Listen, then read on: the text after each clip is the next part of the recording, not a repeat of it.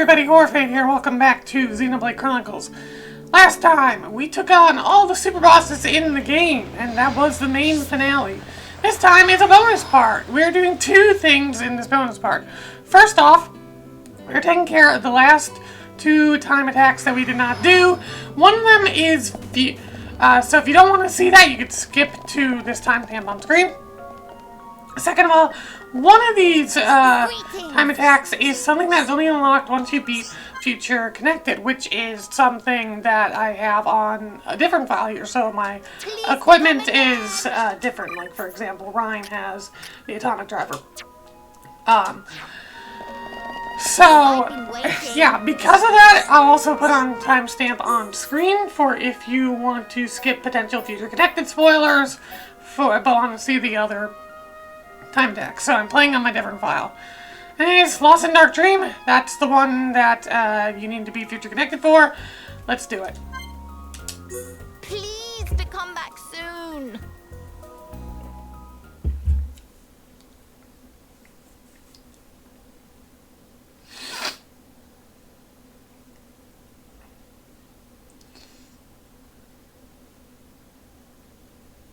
Alrighty. Time to rumble. The enemy's weak, but don't drop your guard. I don't have time for a full fight. This won't take long. That explains why you need to be Future Connected first, because you have this fucking music and shit.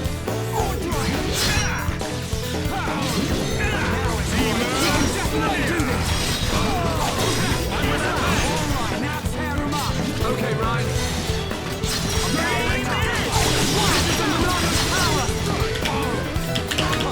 Topple everyone! Cyclone! Behold the power of the Monado. Ready to roll. Oh, let's do it. Here we go. Take this. We're counting on you. Leave it to me. Boom! Ryan time. So far so good. You just have to deal with a lot of enemies. We did it. All in the Bum bum bum bum. right. Whoa. That was close. Good. Oh, we just need to beat that one. We didn't even need to beat all of them. I thought we just needed to beat all of them. Oh, okay. Interesting. Superb. Here is little something. I thought we needed to beat all of them, and I was ready for a longer fight. Okay. Cool. Greetings. Hold on. Let's do it. Melia, Ricky, and Fiora. That's a little surprising Not an there. archsage will watch from safe distance. I kind of expected Shulk to be in the party for the thing, but okay. Let's see what we got. I like to play as here. Alrighty. Time to rumble. Now to witness our power.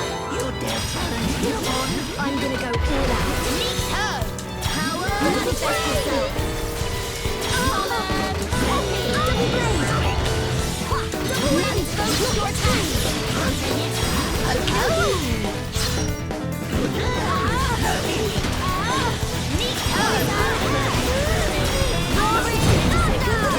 Manifest yourself.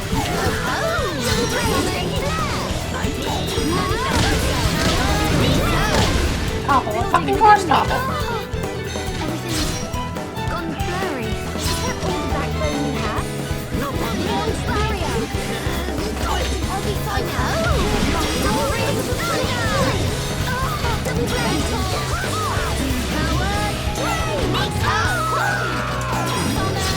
You can do it, Melia. I'm sorry, beginning from being gone blurry.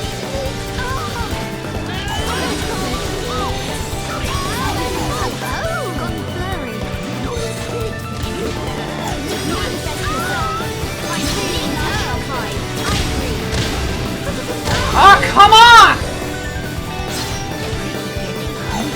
Hang in there. Just a little longer. Manifest yourself.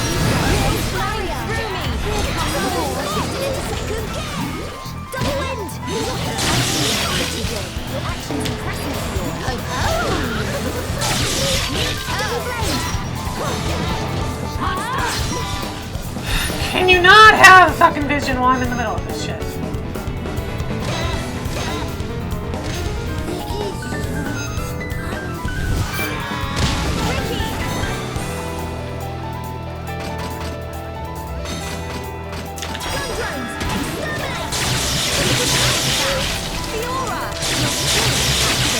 I'm gonna go all out. Ho ho! Your words bring true to your Hellion, something else. Ho ho! Searing flames of absolution! Attack, ready and waiting. Ho ho! Lead! Vegetables, halt! Ricky, this is beautiful! My turn. I really like how high. Miss, really? I should have forced top up under that shit.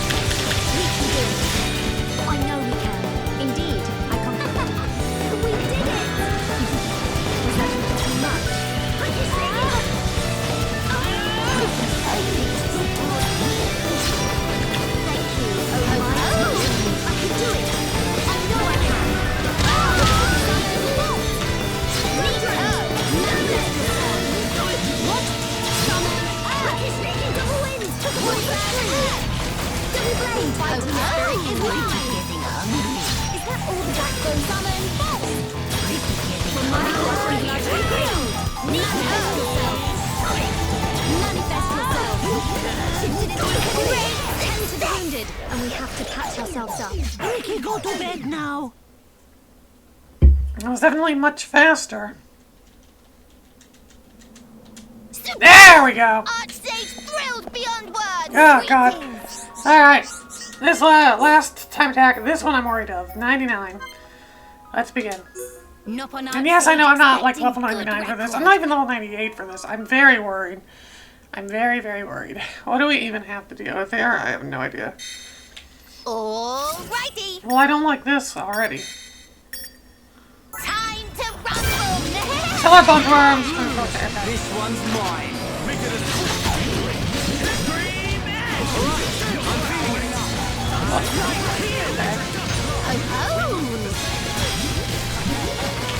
Okay, this ain't so. Yeah, this is a really like early, unique monster that just now has spikes.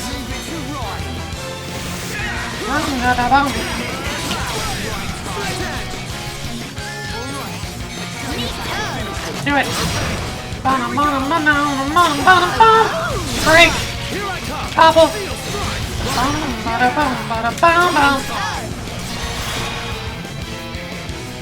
Oh my god.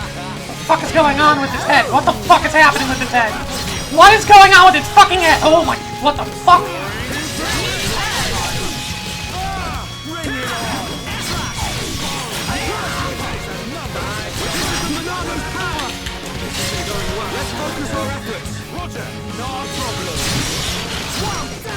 Down, down, down, down, wow, wow, wow, wow, wow, wow,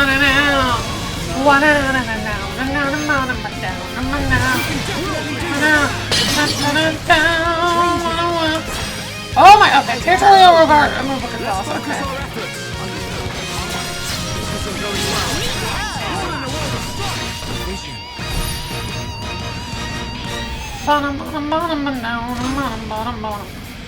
Sorry. I got it.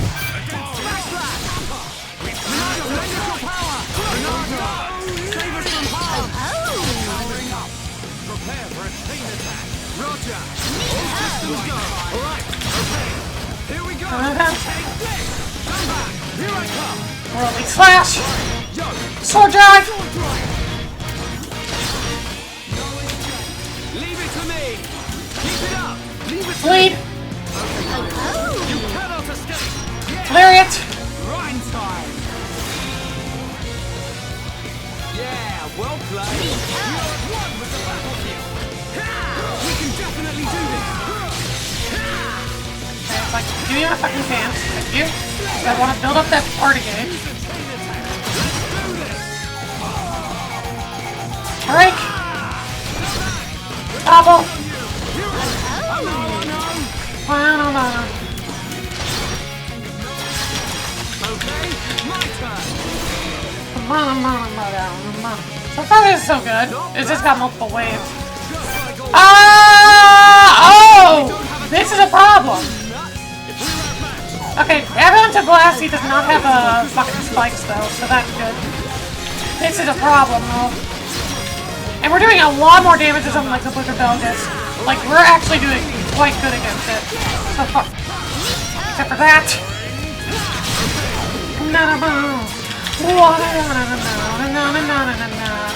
Make it bleed.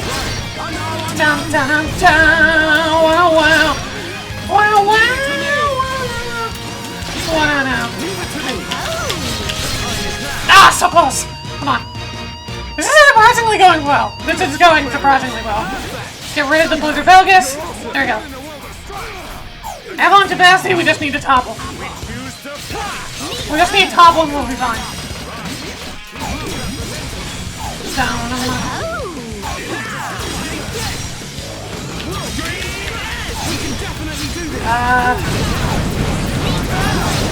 Heal. Come on. Yeah, okay. I get it. Vision. Yes. I just want to build up a chain attack and I got it.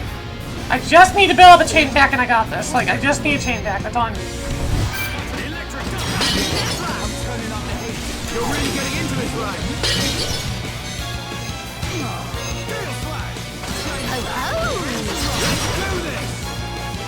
Oh, well. Oh! Man, that was surprisingly easy. Well, watch it not be an S rank. Watch it not be an S rank.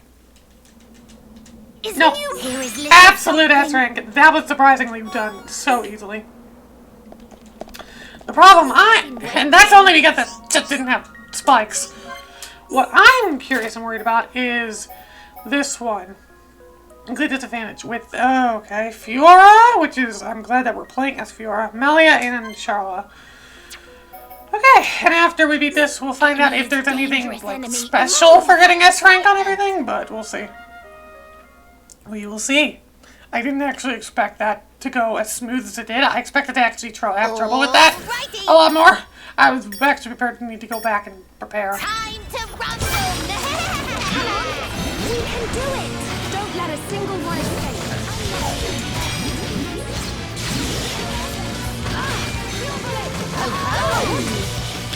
Oh, speed shift. Yes, I need speed shift.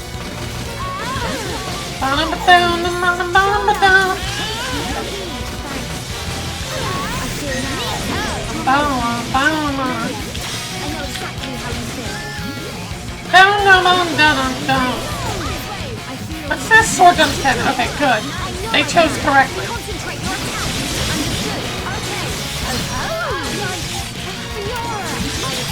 Doing some shit. Win.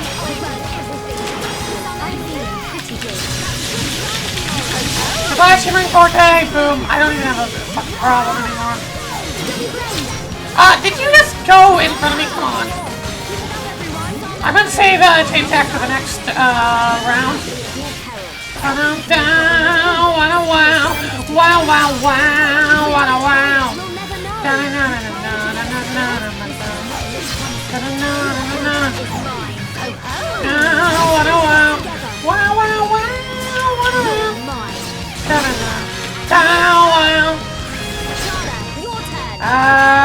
Shala. I still want to force topple, but that's not happening. Tension's not high enough.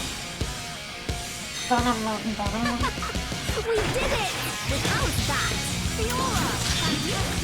I'm Okay, gonna go all out. now I can force topple. How you like it? Concentrate your attack. Very well. Gotcha. Oh, There we go. you're mine. This is again going surprisingly smooth. Shifted into second. How's this? I need speed shift on again. Wonderful. I can do it. I know I can. Building within me. Summon. We can do it. Oh, we can do chain attack next time we go. Come on. There we go. Put your Belgus, let's go! Focus. You'll never know. This does not look Yeah, this is going surprisingly smooth. power drain. Immune. I don't care. Backslash. Elemental discharge. I'm on it. Headshot. Sword drums. Alrighty.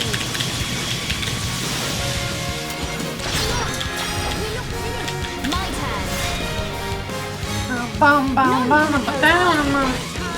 Oh, hi! You decided to go toward me. Wow. Let me just build up the sword drums again if I can.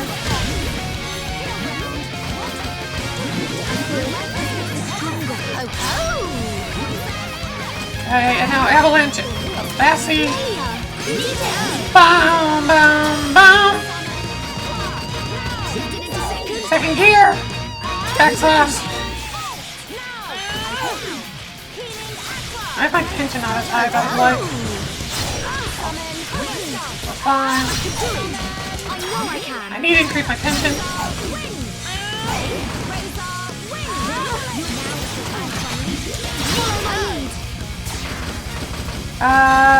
Couple wins. I'd like brain. Please navigate the menu a little better. Headshot. Sword drums. Can I not miss? When it was really important to not fucking miss.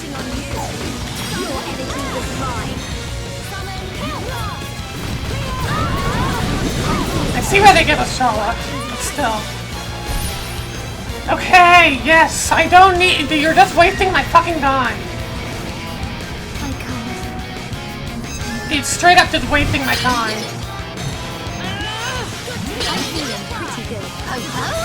You are wasting my fucking time.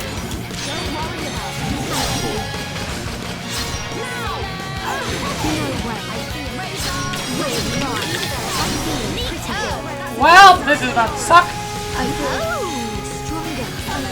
Yeah, no, you'll just provide me. It's fine.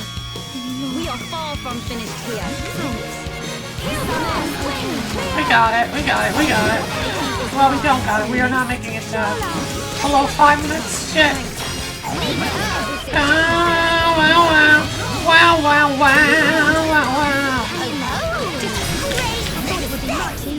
This might not be S rank if it's not below 5 minutes. Apparently, I thought we were done for.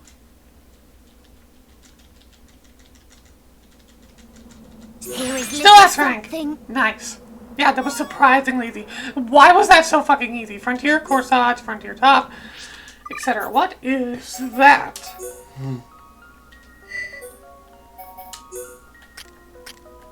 Frontier, Corsage.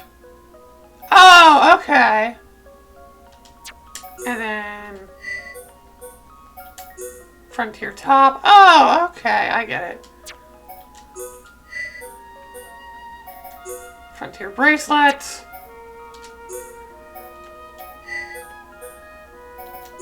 Frontier Skirt. I get it. Frontier Sandals. Cool. Cool. And we got stuff like Officer's Pumps, which are light. That'd be Shulk. Resort. Interesting. That'd be Charlotte, actually. Okay. Interesting. And then Letio. Screen. Okay. Let's see. Yeah, Earth Sage waiting. S rank, S rank on everything there. S rank on everything there. Footprints choose. And of course we can trade items for stuff as well. But we're good on everything, surprisingly. Yeah. Okay then. Well, that is all the time attacks. No, like, thing for it. You know, nothing. I can't save in here. No, reward for, like, us ranking all of them, but hey, we did it. Alright, on to the actual main thing for the bonus part today, for what the actual main point of this video is. So I'll see you then, and I'll cut right there. For me, it's going to be a while, but for you guys, it'll be like 2 seconds, so I'll cut right there. And we're back. Time to talk about the main thing that we were talking about in this bonus part, you know. After it's been a few days for me, I took a break. This time, well, there's two things. One, there's dialogue that I that I have in my recording, but I kind of lost it. I don't know where exactly it is in my recording. It's dialogue from Desiree. She mentions Zord, and she mentioned how Zord was a blacksmith, and that went missing, I think, when the colony was attacked. I had footage of this, but the problem is when I did that, when I showed that dialogue, it was actually before we knew that people were put into the Macon at that time in the story. So I was like, oh shoot, I didn't mean to like talk to her about that at that moment in time. That was a mistake on my part, and I just have not been able to get her to say the lines again. So I'll try and find my footage again, or I'll find footage from somewhere else online and use it as to what that dialogue was. So yeah. Anyways, the actual main thing we're talking about in this bonus part this time is something that has only been released in Japan, and I think it was only been released in Japan. It is called Xenoblade: The Secret File Monado Archives. It is mostly full of art and a bunch of other information about the game. There is a fan translation, though, which you can find somewhere online if you want to go find it. That is what I was reading.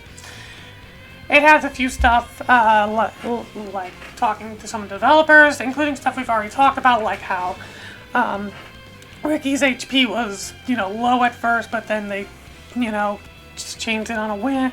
They changed it for fun. They stuck with it. How topple spikes were added at the end of development. Actually, fun fact about that, they had topple spikes at one point in development, removed it, then realized that topple blocking was too easy to exploit, and re-added topple spikes again. That's kind of funny.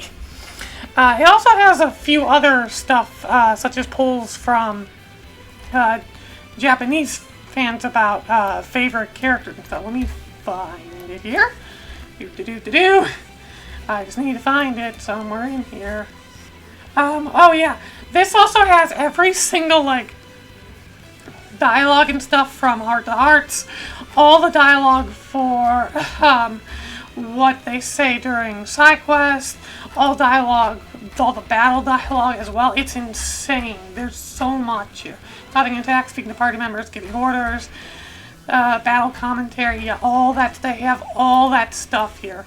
It's insane how much. They even list all the characters that are here, that are on the affinity chart. It's insane how much is in this game. How much is in this book. It's insane. Yeah, it's got some artwork that was exclusively made for the book. And of course stuff, and of course I found the ranking stuff that they have. So ideal combination of characters. Who's your favorite character? Dunban, favorite male character, Dunban, won the poll. This is from Japanese polls, obviously, back when this was made. Dunban won the poll. Favorite female character, Melia, won the poll. favorite art. Guess what the Japanese player's favorite art was? It was Blossom Dance. So, yeah, we love Blossom Dance. Yeah, I understand why that is like the poll for like that one, the favorite art. Oh my god, that's fun. A fun little thing is that one of the favorite lines in cut, the favorite line that won the poll is Shulk's line saying it's not very calm around here, which is not in the English version of the game. It is only in the Japanese version of the game, and it's when Shulk is accepting quests. That is something interesting.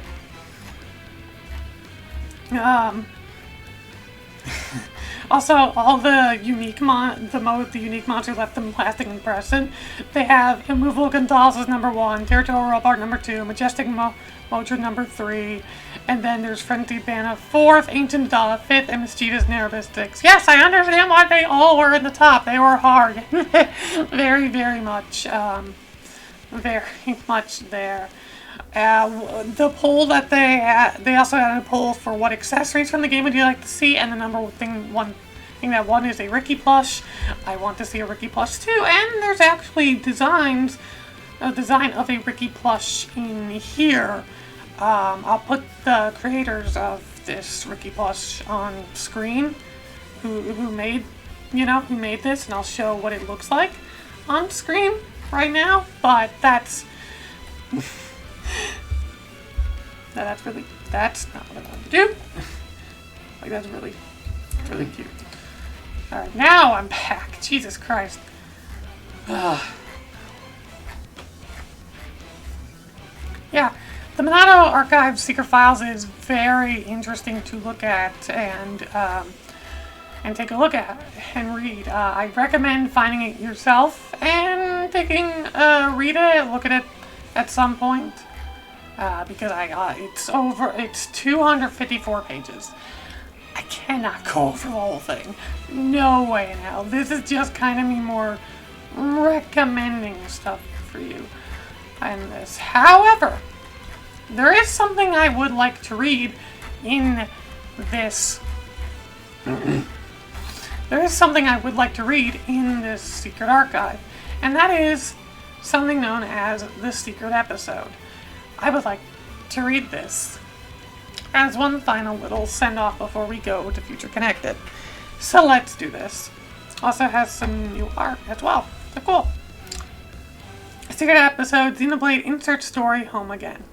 The Bionis has survived and the threat to let the end envelops the world. This is a record of an untold story. One that will decide not only the future of Shulk and his companions, but also the fate of Fiora, who's been stripped of maintenance Monado. The world of Bionis, a land that stretches across the body of an enormous god.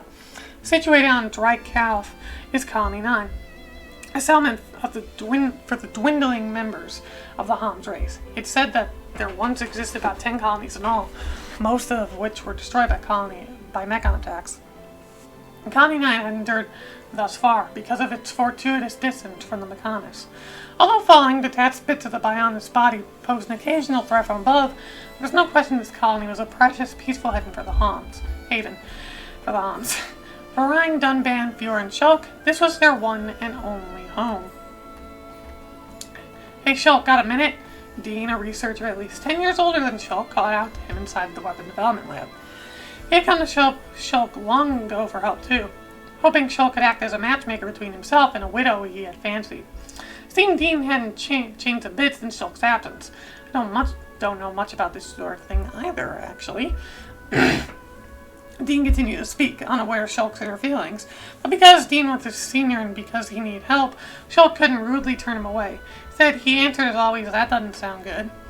Dean's request turned out to be a simple enough task, compared to being sent out into Monsterville caves or being set up and down the Bionis countless times. His trivial little errand was nothing at all. "Glad everything worked out," Shulk said. Dean nodded at this with a beaming smile. Despite his poor sense of humor, he was a good-natured person deep down. Shulk climbed the staircase in the lab and stepped into the military district outside. And evening enveloped the sky. Shulk hadn't been able to finish his research today either. Not necessarily because of Dean, though. His goal was basically a wild goose chase to begin with. I'm certain that what Leonard said is correct, but Daily, Shulk crossed the military district. The streets filled with day workers heading home while self-defense force soldiers took up their positions for night duty. As he watched people come and go, Shulk was suddenly overcome by a feeling of deja vu. There was a time when the people were at constant war with the Mechon. Colony 9 was nothing more than a rare word base at the time. However, most of the fighting against the cold, metallic invaders from the Mechanists took place on the Sword Plains. There were occasionally rumors of stray Mechon wandering into Guar Plain, but not even those posed any concern for the colony itself. Those peaceful days wouldn't last forever, though. That day, swarms of Mechon launched an assault on Colony 9 from their new intermediate base in Colony 6. The sudden raid shattered a peace that lasted a little over a year. Also marked the beginning of Shulk's and his friend's journey. Now Colony 9 was prepared for battle against the Telethia, creatures that could soar freely through the air and strike from anywhere. They existed solely to reap the life from all living things on the Bionis. There was no escape from them. People toiled day and night to fortify their defenses against the Telethia, yet somehow regular everyday life had returned to the town. It wasn't exactly the same peacefulness as before, but the seething anger that filled the air immediately after the Mechon invasion was nowhere to be felt now. Everyone's grown so strong, even this town has. Yes, even the town. Just as a person can toughen his or her mind and body, so too can a town grow stalwart. The people of Colony 9 had gained the strength to live their everyday lives while remaining ever vigilant. Shulk breathed an inner sigh of relief. He and his companions would soon have to head into the Bionis interior to do battle with a god. A final battle from which there was no turning back. Before doing so, they decided to tend to unfinished business. Sure, they would have no lingering regrets. The party's journey had yielded many findings, including some that the weapon development laboratory could utilize. Putting this information to good use was one of Shulk's unfinished tasks. The Machina, natives of the Mechanis, had used their technology to create a replica Monado. If more could be made, the Hans could gain an extraordinary fighting edge. Dean, both surprised and ecstatic, began to examine the data Shulk provided. Malware had always been his area of expertise, not cabbage rolls. Shulk had always had one other goal. Limmer hoped that the Machina Dr. Leonati had given him. No matter how slim the chances were, this was something he was absolutely determined to do. But unlike with the replica Monado task, this was something he hadn't told anyone else about. Shulk left the military district, crossed the central plaza, and made his way to the residential district. He greeted the artist Kenny Ron as he passed by, but was ignored. So Sesame was finally awake, but seemingly not awake enough to recognize Shulk. After making his way past shops that had just opened for night, Shulk finally reached the city's entrance. There stood Dunban Fior's house. Dunban had chosen this location so that he could rush to the scene of an emergency faster than anyone else, should disaster strike. Shulk opened the door he had passed through countless times since he was a child and entered the home. Fiora's home-cooked food was amazingly good.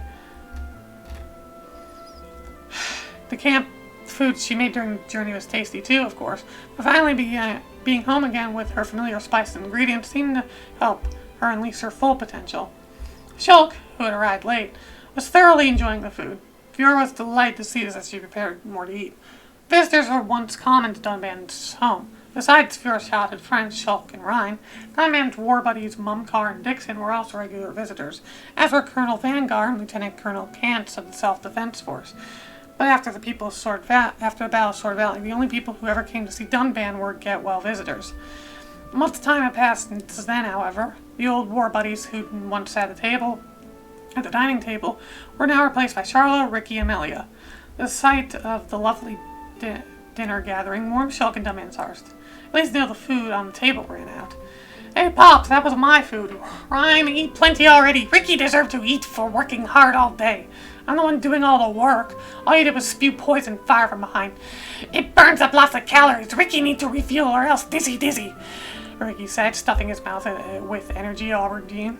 Dunban was dumbfounded. How in Bionis could you fit all that food in such a tiny body? Ryan and Ricky began chasing each other around. Shara could only shrug her shoulders. Honestly, now, it looks like you both could use a cool down. Melia calmly made her way to the kitchen. I don't mean to rush you, but we ought to start the next dish now. This commotion around the dinner table is unbearable, Melia said as she picked up a serving dish. Wait, that stew is for you, Melia, Fiora said without turning around. I'll serve Ryan and Ricky's in a minute, she continued while stirring a pot. I already have my fill. You needn't put me ahead of the others. Oh no, that's not it. I left some aside just for you before I added Ryan's favorite spicy cabbage. Indeed, Melia wasn't very fond of spicy cabbage, but her way of life had never allowed her to be fussy about food. She had been taught from a young age that it would be shameful for a member of the Imperial family to be picky about food, especially food offered by citizens. Ryan had once shared some spicy cabbage with her on Guarpain, and she curiously ate it all. Ryan meant no ill will by it, of course. She knew he was simply being friendly, although she did feel a tinge of murderous rage when he gave her a second helping with a big smile. Was that a bit presumptuous of me, Fiora timidly asked? No, not at all, thank you. You've really loosened up, I must say. It's nice. You're much more open and candid now. Melia wasn't sure how to respond to this casual remark. She wasn't necessarily offended, but having been raised by the less direct High Entia, she was still unaccustomed to this sort of language. That said, however, Melia admired Fiora's ability to openly express her emotions, both pleasantly and unpleasantly alike. Lately, Melia even found herself thinking, I wish I could be like her. I wonder if I ever can. Okay, big eaters, here's some more food to tuck into. This has tasty sausage and piranha X belly meat, so it should be very filling. Ryan Ricky's eyes immediately lit up. For real? Oh, Ricky left Fiora. Ricky let rub later. Apparently, the two could be friends as long as there was plenty of food left to eat. Ryan poured some stew into Ricky's plate. The two began to eat side by side. You ought to eat up too, Melia, before it gets cold. Oh, yes. Melia picked up her plate, sat at the table, took a spoonful and brought it to her mouth. It's delicious. Without the hot cabbage, the stew was light in flavor and perfectly suited her High Entia palate. This was the first meal in a long time that Melia genuinely, truly enjoyed. She savored the flavor she took in her spoonful. That night, Melia was awakened from her light sleep by a muffled, anguished cry. Melia sat up in her bed and looked out the window. Ether light twinkled in the darkness of night, indicating that daybreak was still far off. A makeshift bed had been set up for Melia and Charlotte in Fiora's old room, on the first floor of Toman's home. Fiora, of course, slept in her own bed that had always been there. Charlotte was snoring heartily in the next bed. As expected, Fiora was the one in pain. Melia stood up and went over to her.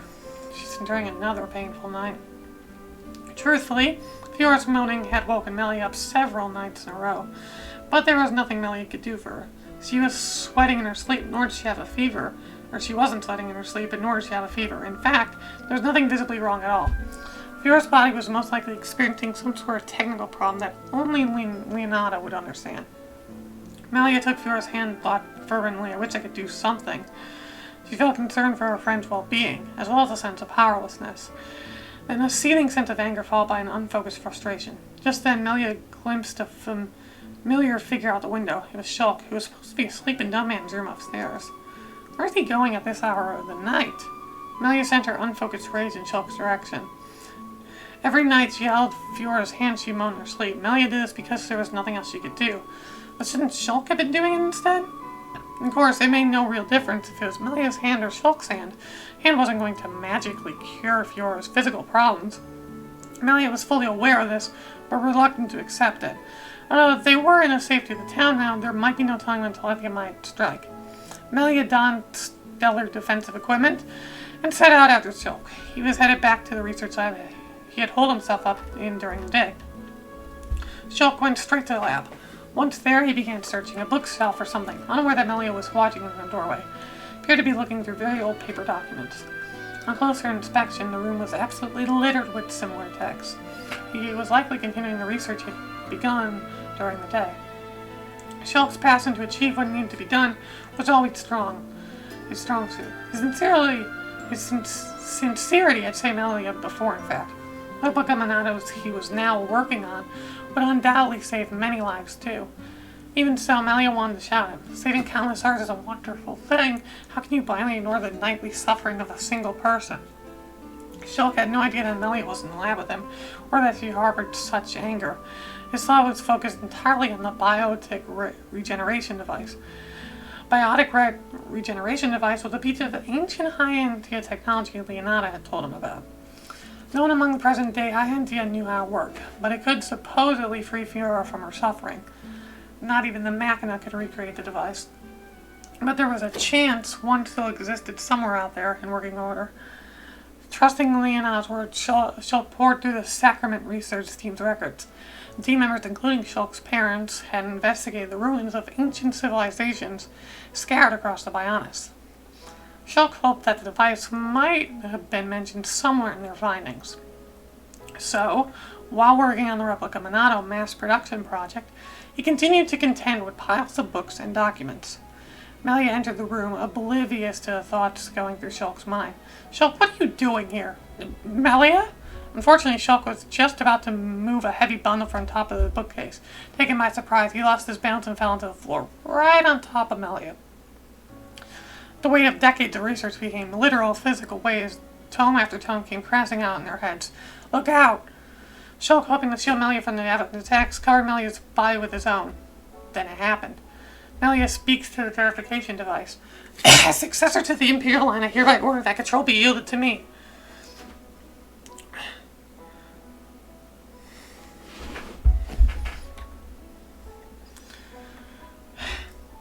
Dunban looks away. He doesn't want to be seen crying. "It seems again we're in your debt once again." Ryan answered with a laugh. "You can count on me. I'll protect Shulk until then. I promise. Come, this is the right decision for you to make. Please enter the device." Leonardo urges, and then Fiora looks with a smile revolved. "What's wrong, Shulk?" Color returned to the world. At the center of it was Melia on the verge of tears. "Melia, where am I?" He saw a familiar lap with documents scattered. After a moment, Shulk realized that Sensei returned from a short trip into the future. "Oh, I see. That was..." Melia trailed off.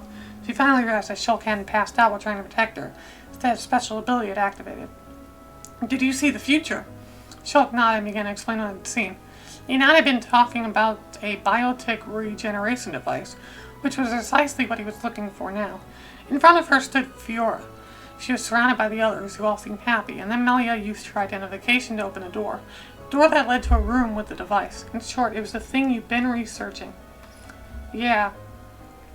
And there's supposedly a device somewhere on Bionis that could change Fiora back, and now I know where it is." Then, color realization spread across Melia's face, then transformed to joy. "Yes, and it's all thanks to you, Melia. Biotic regeneration device is here in Colony 9. You're the one who showed it to me." Melia launched herself into Shulk's back. "That's wonderful, Shulk." Melia's elation was followed by a tinge of regret. Shulk had been concerned for Fiora after all. Realized that she had been remiss to have ever doubted him.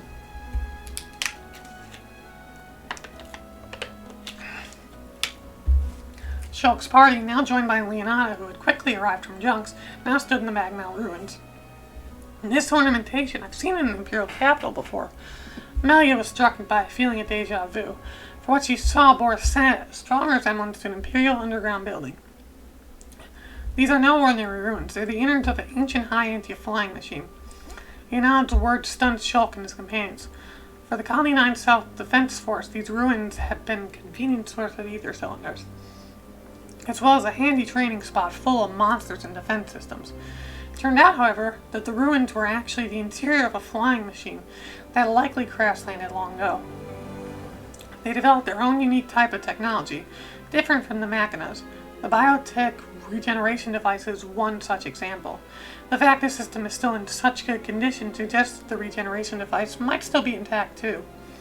The party stood in a storage hangar, the same one from which Shulk and the others used to retrieve ether crystals. At the back of it was a sealed door. Melia stepped towards it. "As successor to the Imperial line, I hereby order that control be yielded to me." Long ago, this flying machine had belonged to the ancient Hyantia. Its defense system, after ages of faithfully protecting the vehicle, as ordered by its former master, now acknowledged Melia as the new operator. And then, for the first time in centuries, maybe even millennia, the sealed door opened. The party continued further inside, unhindered by a defense system. And then there was, just as Shulk had seen it in his future, the biotic regeneration device. "This is it, no question about it," Shulk said. He nodded in agreement. Their sat system of complicated-looking equipment centered around a transparent capsule large enough to fit a person. Dunban looked at the device and started. "Then, this device can give Fiora her body back?" "Yes, I believe so." "I see, it appears we are in your debt once again." Shulk tried not to look as Dunban turned away. He knew from his vision in the future that Dunban didn't want to be seen weeping. "Can this really turn me back?" Fiora whispered in a dubious expression.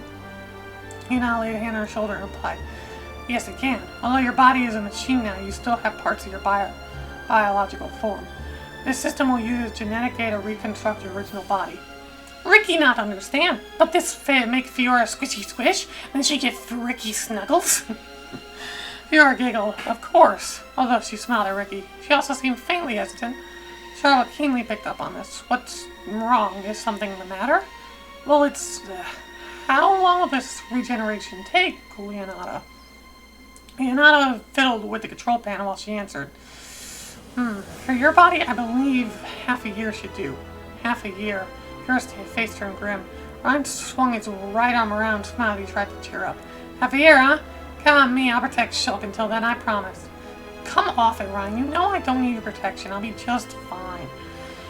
Come, this is the right decision for you to make. Please enter the device. Leonardo said, opening the capsule from the control panel. Take a nap in here, and half a year, your body will be as good as new.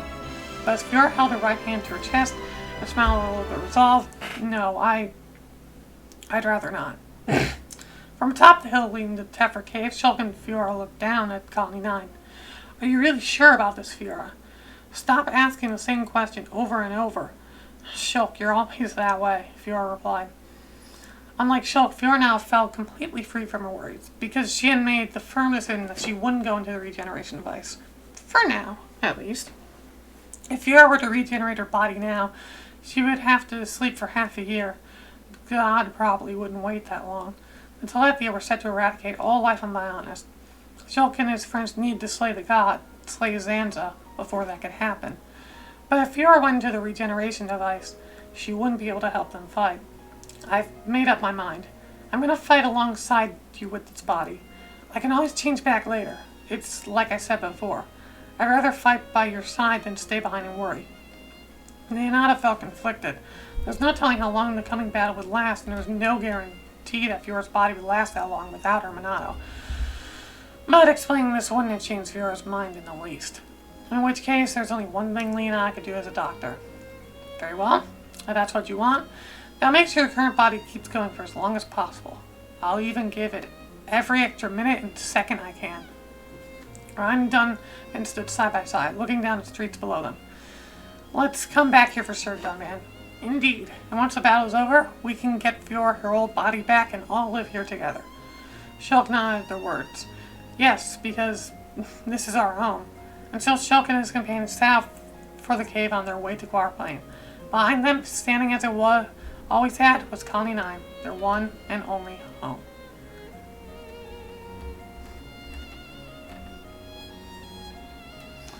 And that is it. That is the last thing